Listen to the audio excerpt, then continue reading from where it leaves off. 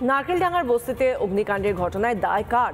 প্রশ্ন তুলে রবিবার সকাল থেকেই উত্তপ্ত এলাকা। পথে নেমে নিজেদের ক্ষোভ উগরে দেন গৃহহীন বাসিন্দারা। কাউন্সিলর সচিন সিং এর বিরুদ্ধে চোর স্লোগান তোলেন গৃহহীনরা। স্থানীয় বাসিন্দাদের সঙ্গে হাতাহাতিতে জড়ান কাউন্সিলরের অনুগামীরা। পরে পুলিশ এসে পরিস্থিতি সামাল দেয়।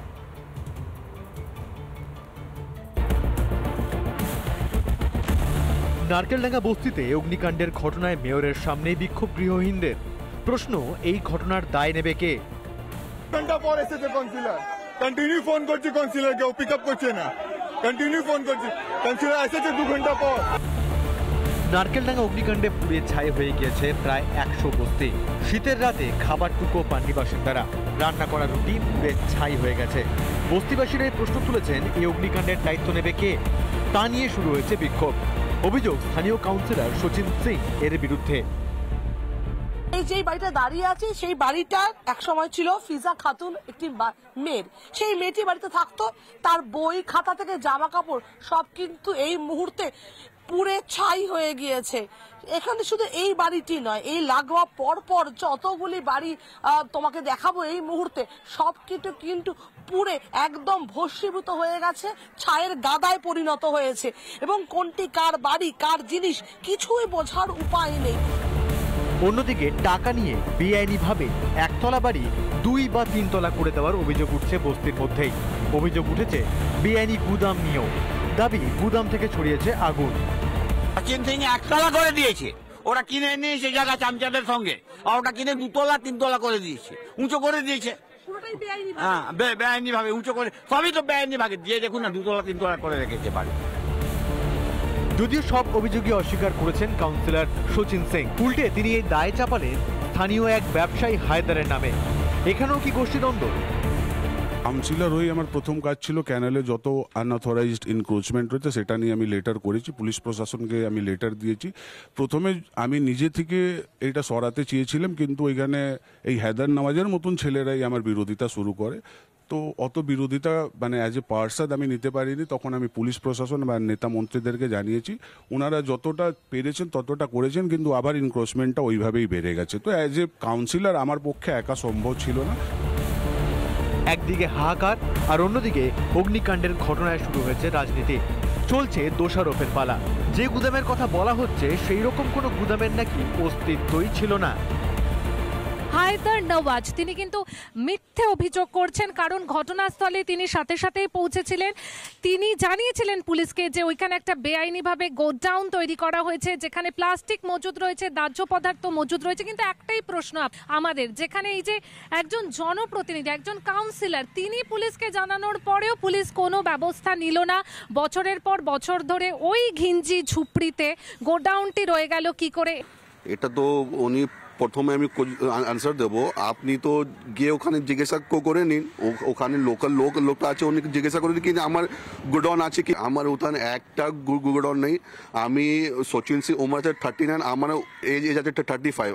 আমি কিন্তু এদিকে অনেক কাজটা করেছি, কিন্তু আমি কোনোদিন ঝোপড়ি ফোপড়ি আমি কোনোদিন করিনি। একটা লোক ওদিকে বলতে পারবে না কি আমার একটা ঝোপড়ি আছে। দায় পুরো আছে কাউন্সিলর সচিন কুমার সিং। ওই নিজে নাকামি ছুপার জন্য পুরি ব্লেমটা ডালছে আমাকে। ঘটনা ঘটার পর থেকে সেই ঘটনা নিয়ে শুরু হয়েছে রাজনীতি। একজনের দোষ গিয়ে চাপে অন্যজনের ঘাড়ে। ফলে সমাধান তো দূরে থাক, রাজনীতির খামচাখামচিতে থমকে যায় পুনর্বাসন। প্রজ্ঞা সাহা, রুমকি দে, পায়েল কুন্ডুর রিপোর্ট, রিপাবলিক বাংলা। পুড়ে ছাই হয়ে গেছে প্রায় 100 বস্তি। মৃত্যু হয়েছে এক প্রৌঢ়ের। গুরুতর আহত হয়ে হাসপাতালে ভর্তি এক ব্যক্তি। নারকেলডাঙ্গার খালপাড় এখন যেন যুদ্ধ বিধ্বস্তের চেহারা নিয়ে দাঁড়িয়ে রয়েছে। সর্বস্ব হারিয়ে প্রাণপণে বাঁচার চেষ্টায় ছাদ হারানো মানুষগুলো। শনিবার রাতের অগ্নিকাণ্ড কি থেকে তা জানতে ঘটনাস্থলে ফরেন্সিক দল।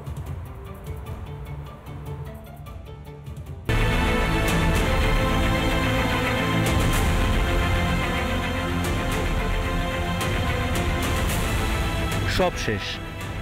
কষ্ট করে রোজগার করা সঞ্চিত অর্থ থেকে শুরু করে জামা কাপড় সবই এখন ছাই।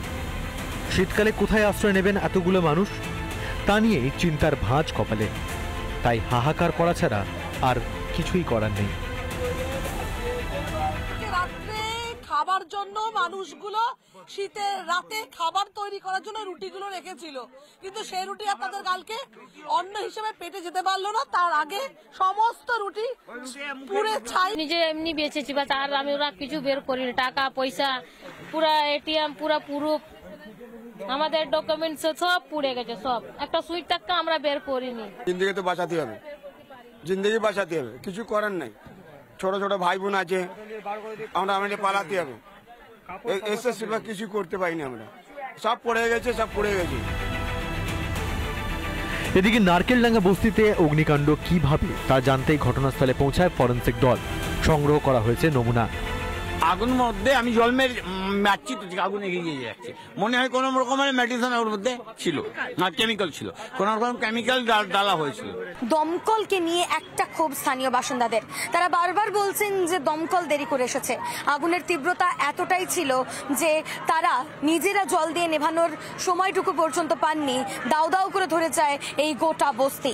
যদি দমকল সময় আসতো তাহলে হয়তো তাদের কিছু বাড়ি বেঁচে যেত। এদিকে নারকেলডাঙ্গায় অগ্নিকাণ্ডের পরেই ঘটনাস্থলে আসেন মেয়র ফিরহাদ হাকিম। তাকে ঘিরে শুরু হয় বিক্ষোভ। বাস্তবে আইন অনুযায়ী গরিব মানুষের ক্ষতিগ্রস্ত পড়ে গেলে যেটা কম্পেনসেশন সেটা পাবে। আর আমরা চেষ্টা করব যে যদি ইরিগেশন দেয়, যেহেতু এগুলো 50 বছর ধরে রয়েছে এদের যদি অন্য কোথাও আর বাসস্থান না থাকে, তাহলে আমরা এটা যদি ইরিগেশন পারমিশন দেয় তাহলে বাংলার বাড়ি আমরা করা যেতে পারে। এদিকে অগ্নিকাণ্ডের ঘটনায় মৃত্যু হয়েছে এক ব্যক্তির, গুরুতর আহত এক।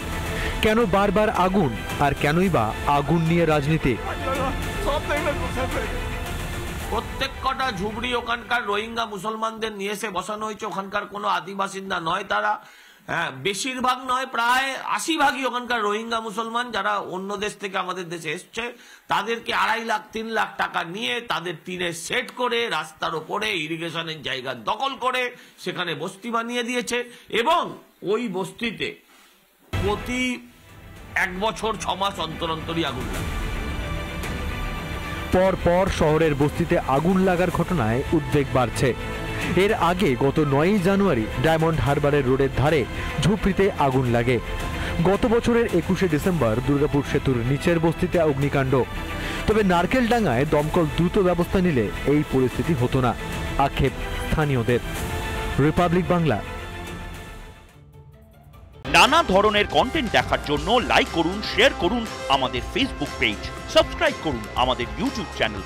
পাশাপাশি অন্যান্য ব্রেকিং নিউজের জন্য অবশ্যই চোখ রাখুন রিপাবলিক বাংলায়।